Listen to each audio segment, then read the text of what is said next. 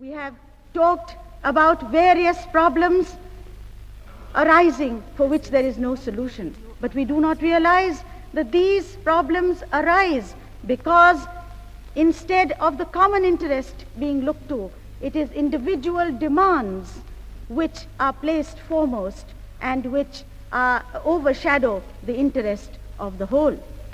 At this time, we have got to end that approach not only to our national problem, but also to the international problems of the world.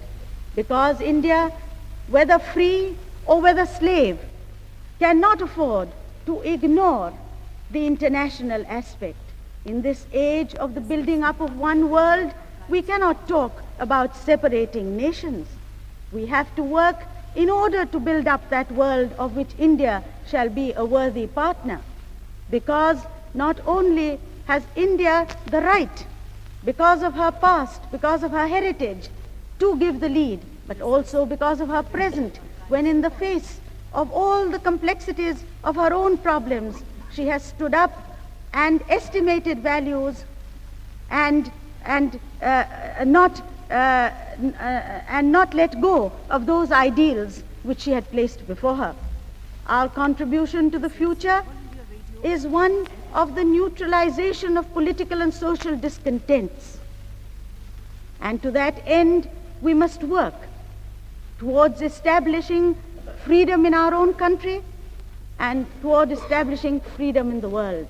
Unless Asia comes into her own, the world cannot function. A world which is divided into groups cannot function.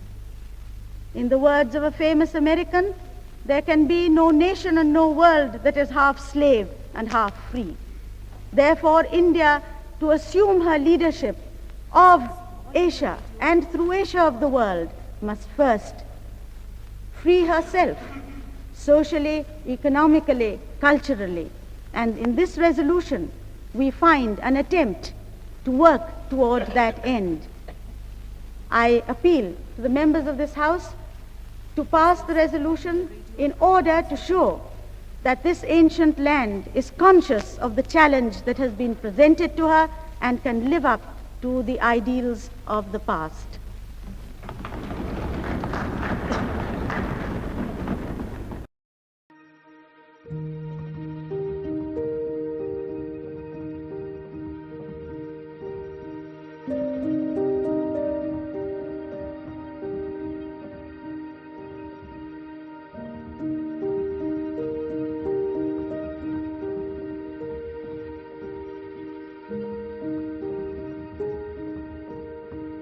We have the duty not merely to restore peace when it is broken, but even more to prevent peace from being threatened. We must seek to eliminate weapons of mass destruction rather than invent weapons which are even more destructive. Finally, we must discover a means of directing the resources of industry and the researches of science into peaceful instead of destructive channels. We must learn to cooperate effectively in safeguarding peace and in raising standards of living of peoples of the world.